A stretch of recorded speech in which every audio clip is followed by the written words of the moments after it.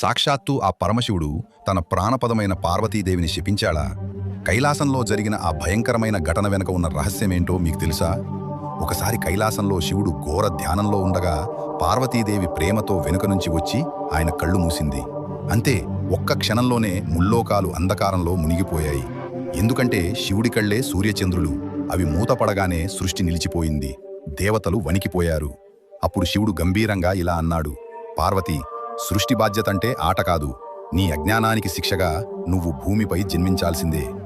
శివుడి శాపంతో పార్వతీదేవి భూమిపై ఒక సామాన్య మానవ కాంతగా జన్మించింది.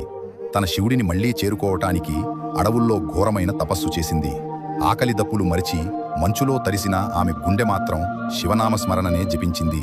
కాని ఇది కోపంతో ఇచ్చిన శాపం కాదు, పార్వతిని నిజమైన శక్తిగా మార్చటానికి శివుడు ఇచ్చిన జ్ఞానశిక్షణ.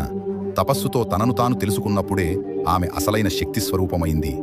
భార్య తప్పు చేస్తే శిక్షించి ఆమెను మరింత శక్తివంతురాలిగా మార్చిన ఆ శివుడి లీల మీకు నచ్చితే కామెంట్స్లో ఓం నమః శివాయ అని టైప్ చేయండి.